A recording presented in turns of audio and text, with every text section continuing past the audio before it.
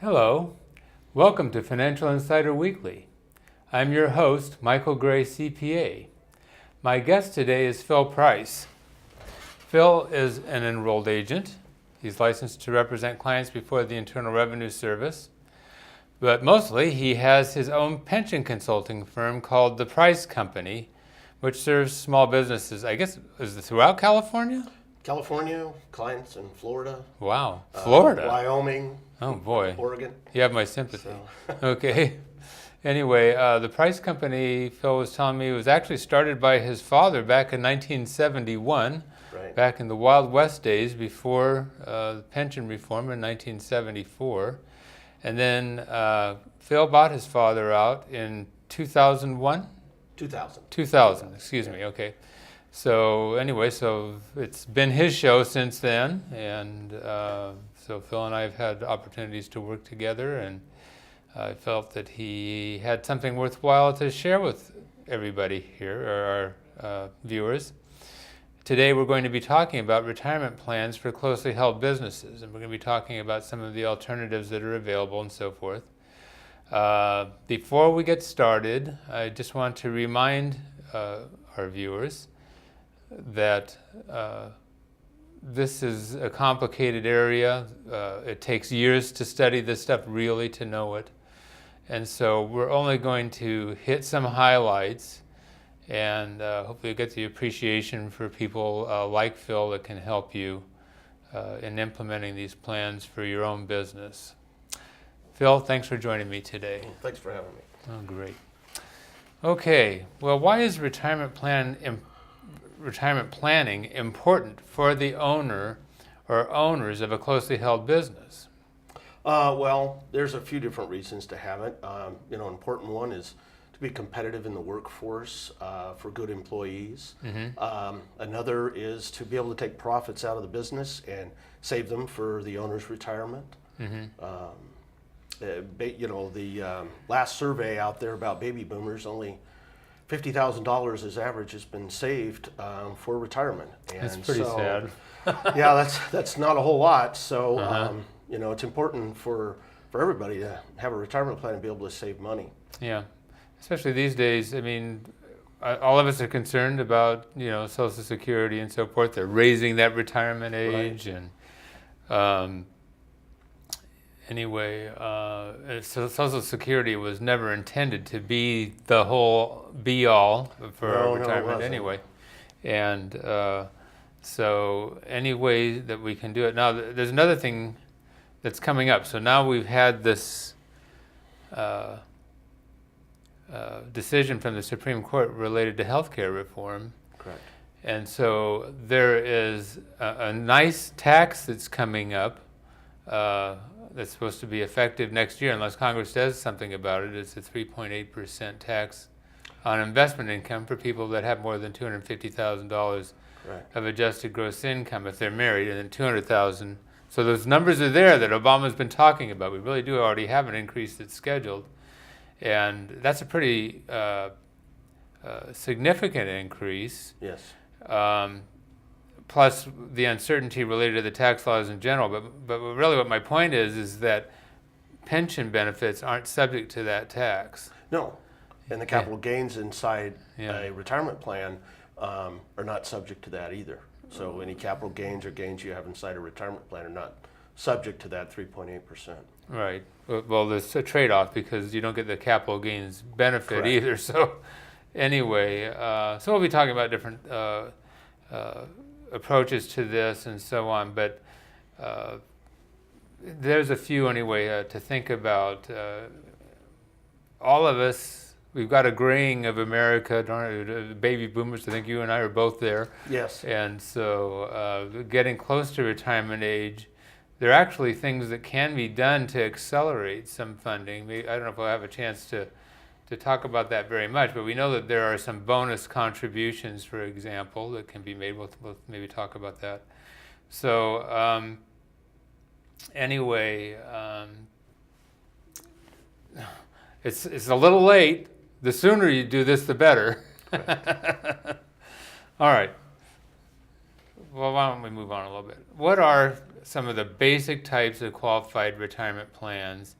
And maybe you can tell us a little bit about the basic information, what kind of contribution limits apply for them, basic advantages and disadvantages for each of these different types of plans. Well, there's individual retirement plans, Accounts, IRAs. There's also a SEP IRA, which is basically an employer-funded IRA. Once it's funded, it's in the person's IRA. They can do what they will with it. There's qualified retirement plans, which include a profit-sharing plan, a 401k plan, pension plans, employee stock ownership plans, and then there's defined benefit pension plans, which look and sound familiar to the way Social Security, they pay a benefit at your retirement. It's a classic pension plan that companies would give you, back in the old days. But they're still around. Right. So there's a few, but they've sort of become dinosaurs for the major companies. So this is like the plan that maybe your your dad had his own pension company, but my father worked, for example, for Lockheed Missiles in Space. Right. And my father-in-law worked for the Navy Department. So anyway, they had a retirement plan that basically it was going to pay a fixed amount benefit after they retired, and then maybe have an adjustment for inflation or something like that built into it. So that's the traditional retirement plan. Again, most companies have decided that those are too expensive. The big ones are. They've moved to the 401k model. And the ones that I've seen or heard mostly about for defined benefit are usually professionals, particularly like doctors and dentists, that they're looking to shovel a lot of money into these. Right. And so they can fund a big retirement benefit for themselves. The issue, again, is if they have employees, then they have to deal with the costs there. Yeah, the cost there. They can't be discriminatory, or there's limitations on how discriminatory they can be. So maybe you can talk a little bit about, okay, like an IRA, we got $5,000 that we can put into that? Yeah, $5,500, I think. And then we've also got, again, an additional like 1,000 that we can put in, like if you're over 55. Right, a catch-up. A catch-up. And then now the simplified employee pension, we have the same limit that applies as for a profit sharing plan. Correct. And that's It's 25% of the eligible compensation that can be put in, and to a maximum of $50,000 on an individual basis. 50,000, and then we got to catch up there too. What is it, 5,000 or so? If you're in a 401k plan, you can have a catch-up, and that's $5,500. Okay, and the 401k is sort of a variation on the profit sharing, where the employee gets to voluntarily, supposedly, put a certain amount in. Was it about like 16,500 or so? 17,000 for 2012. I'm a year behind. Yeah. Well, it was 16,500 for about 3 years. So. Yes. Okay. So 17,000, and then we said that we had again the catch-up contribution there. Yeah, that's for somebody that's 50 and over. Okay. It's the catch-up. Okay. Yeah. Now, another thing then related to these is that we've got this Roth alternative. Correct. Now that applies for the IRA and for the 401k for the employee part. Correct. Okay. And the Roth means that there's no tax deduction that applies for the money that goes in, but when the benefit is paid out, if you meet certain requirements, then there's no tax that applies. Yeah, no tax on the back end. Yeah. So it's an interesting new alternative, a new twist. It was actually, I think, a revenue-raising measure for the government. They're might have been looking for a way to incent people to save without getting a tax deduction.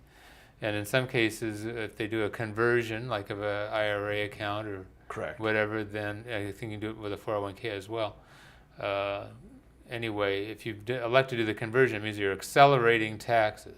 Yeah, you're paying more now, and ideally, You're With the hoping investment gain, you'd it'll be pay better off off on later. the back end. You're not having to pay. Now, the other thing related to these is we do have some mix and match that's available for these plans.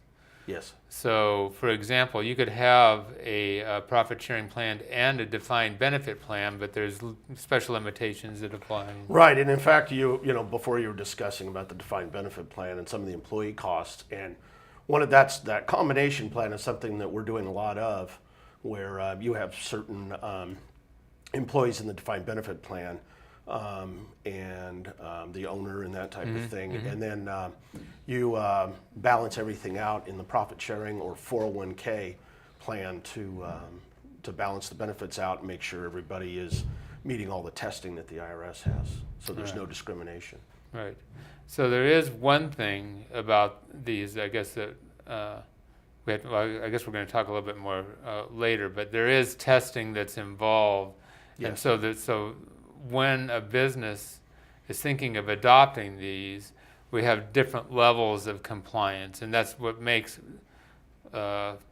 some of these seem more attractive at certain stages. So, for example, we talked about the SEPs, the Simplified Employee Pension Plan, which is, again, it's an IRA, but it has limitations like for a defined contribution plan, like a profit sharing plan. But the compliance requirements are a lot simpler. The only thing beyond that, though, is that it's like non-discrimination on steroids. Everybody's got to participate in the same everybody percentages. above, gosh, I think it's about if you Age make 21. you get paid over $300. Yeah. And you've been there 3 of the last 5 years. It's approximately $300 some odd dollars, and you're in, as opposed to having to work 1,000 hours to be in a profit sharing. Yeah. And also, once the money's put into the SEP IRA, the people can go and have access to it. Whereas in a profit sharing plan, they have to terminate service or have something like that to have access to it. Right. And again, when you put this money into a simplified employee pension, it's the employee's money. That's it. So as it's So funded. so it's fully vested. Yes. Whereas with a profit sharing plan, or any plan where there's an employer contribution, besides this, for the most part, then there's going to be some sort of vesting that is a possibility. So that if the employee doesn't have a certain number of years of service and so forth, they could actually lose some of their benefits. Yeah, they don't receive their entire account. Right, right. Okay. Well, how do you go about having one of these plans created? What are some of the different ways that you can go about that? Well, you have to set up a plan document. If it's an IRA, you just go in with a custodian, it's Stockhouse or an insurance company or bank, and just sign up. And a SEP would be the same thing. You'd go to a financial institution because, again, ultimately it's an IRA. But in a qualified plan, you have to have a plan document. There's different ways to do it. You can do a real simplified one, add an investment company, or you can have one that's specifically designed for you, which is something that we do. And there you can take advantage of all the different laws and different ways of trying to do things to, accomplish the goals you have in setting the plan up. Right. So, and some of these, like if you go through a brokerage or a Vanguard or whatever, they've got some cookie cutter plans that are available. Yeah, they're that you have to realize that they're going to make sure that it's something that you leave your investments only with them, and it's going to be very limited in the options because they want it to be very easily administered and that type of thing. Right. So the advantage is, or at least the appeal, maybe I should say, is that the cost that you see for those plans. Well, the cost for those is low cost. Yeah, it's very low cost as opposed to having a custom type plan. Right. Well, one thing that I recently came across was they put the responsibility on the employer to know how to fill it out and when to fill it out. I recently picked up someone who didn't do their last update. Whoops. And because they didn't know, they didn't understand what had been mailed to them, and the brokerage house actually froze their account and won't allow them to take any money out until the plan's updated, which we're now going to go back and update the plan and have to go to the Internal Revenue Service to get approval because it's now late, because they left it up to the owner of the company to figure out how he was supposed to do it. Right. And so that unfortunately is a downside of those types of plans. Yeah. So somewhere somebody needs to be sort of looking over the employer's shoulder, whether it's their CPA or attorney. That's what we or try to whatever. help people to do, Yeah, is to make yeah. sure they're meeting all the timing and keeping everything up to date. And with a company like yours, things can be more customized. There are ways that you can design these plans to try to get more benefits for the owners of the business and Correct. so forth. Correct. And so by working with a company like that, there's a possibility of them getting more of those retirement dollars that the company pays in coming out to them. Correct. And so that's something that many, especially small business owners, are really interested in. Yes. Yes. Yeah. All right. Well, why don't we talk for a few minutes about the non-discrimination and top-heavy rules and how they interrelate with plan administration? Well, in any of the plans, there's a definition of a highly compensated employee. And basically the testing, and there's a variety of testing, whether it's 401k or it's how many people you cover that are eligible to be in the plan out of the workforce. But it's comparing the percentages of the highly compensated that have a benefit to the non-highly compensated that have a benefit. And like I said, there's a variety of tests that have to be done, and you have to fall within the parameters that the IRS regulations say you have to fall within. And some of those, we get into more sophisticated plans, it's very important to make sure all the testing's done right so that you can take advantage of certain things, but make sure that you're staying on the straight and narrow. Right. So anyway, so each year, as part of the administration, and some of it's related to the tax preparation process and so forth, but also like when you're looking at these 401ks, you're looking at the contributions that are going in for each employees, and if things are out of kilter, sometimes some of that money actually has to be returned back. To the people that are highly compensated, yes. Yeah. So Anyway, so this is something where you really do need somebody to be watching that. This is not a do-it-yourself project in most cases, unless you got an awful lot of money. to pay I'm biased, but no, I don't think so. Okay. Okay. Now, some of these plans actually require audits of the plans. Isn't that right? Yes, if you have over 100 participants in a plan, then the actual form that goes in at the end of the year has a requirement for a CPA accountant's audit to be to accompany that. Right. So this is sort of like a financial statement audit. Correct. And so a CPA firm has to be hired, and they go in and basically do confirmation, looking at basically to make sure that everything's there that you say is there and so Right. forth, and that things are being operated in a kosher way, if you will, or properly. And so anyway, this is an additional expense, though, that you have to Yes. be aware of when you have more employees, that it's going to cost more. These plans do have some definite expenses, and as we said, one, in designing the plan, making sure that it's kept up to date. In some cases, you may have to do special filings with the IRS and get their approval for some of the things that you're doing. And then these financial statement things, and financial statement audit, and issuing reports to the employees Yes. about what's going on with their accounts. Right.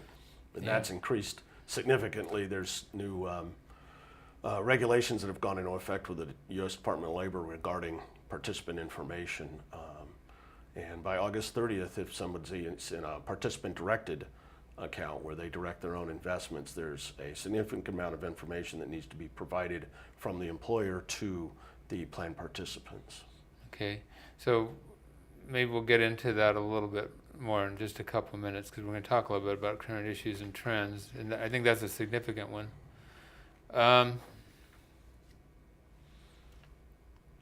Well, maybe we should just go ahead with that a little bit. So one, we've got these new reporting requirements. Correct. And as I understand it, there's some real disclosure rules that haven't been there before. There's been No. maybe some hidden fees and some other things that Yes. employees haven't known about. Correct. I would think that, for example, we've talked about the brokerage companies that have been doing some plan administration. You haven't seen necessarily very much expense.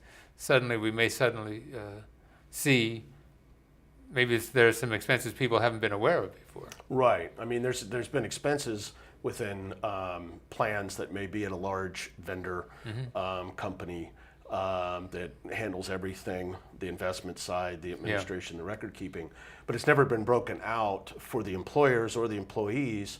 So for an employer to be able to tell, what are the fees that are being charged, so I can compare it with other firms, and also disclosure to the plan participants, so that they know that if I'm in Fund A, there's an expense ratio that pays 1%, or if I'm in Fund B, it pays 0.5% as far as the fees charged for managing that, the investments in that particular fund. So that way employees and employers can try to make the best decision for themselves, what they think is best in cost and what they're getting for it. Right. And I mean, this is something to be aware. So again, when I had a plan previously, the choices that were given to us, again, it was through a brokerage company. Well, one, there were an awful lot of choices there. A lot of them didn't feel like they were that great. Right. Anyway, and most of them had some sort of a back-end fee that were built into them. And so now I'm involved in another plan with an independent, well, you guys are administering, so and I have another investment manager that's helping me with it. Right. And so anyway, so we have more independent choices of the funds and investments that we make with the plan. Okay. Well, how about, what other issues do you see, and particularly maybe looking ahead a little bit with tax reform and so forth? And Well, basically, I mean, I think everybody can probably agree, no matter what anybody talks about, that Congress probably is not going to do any tax reform this particular year. It's an election year. This is 2012. By the way, it's July 24th, 2012. Okay, Right. Go ahead. And so, those types of things just aren't going to happen until everybody goes through the election cycle. So, but the forecast is that there is going to be some sort of tax reform happening in 2013. One of the ideas that's being floated around, which I don't particularly think is good, is they're talking about lowering potentially those limits that we described up to 50,000 down to 20,000. That would be really serious for a country. Right, and after I said that there's so few people that have not saved a significant amount of money, that 20,000 would be below what a 50-year-old could put into a 401k with their catch-up. It would be less. And then there would be no room for an employer to put any money in. Or the employer puts money in and then the employee can't put money in. So I just think it's deleterious to take that down that low. Yeah, in a word, it's nuts. Okay, so we'll see what happens when they actually get. Well, we know that there's going to be a huge wrestling match.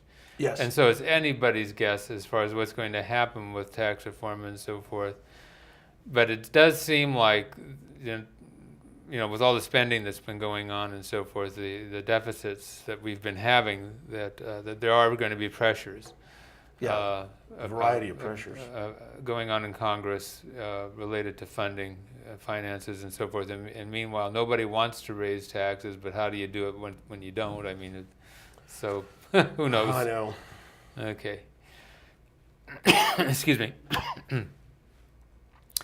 Well, we only have a few minutes left, believe it or not, but maybe you can talk for a few minutes about how companies, again, like yours, third-party plan administrators, help as compared to like the brokerage companies or the other. Well, I mean, we try to make sure that we're in contact and help, manage the administration side of all the plans all the way through, and keep in constant communication with the employer, employees. If employees have a question, they can call and ask us, and we'll explain to them how their plan works, or how a distribution's done if they're taking a distribution out of the plan.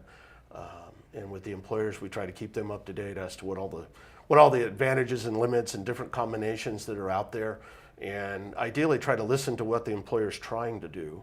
There's a different reason possibly with different employers as to what they're trying to accomplish with the plan, and we just try to keep up to date so that we can give that correct answer to the employers.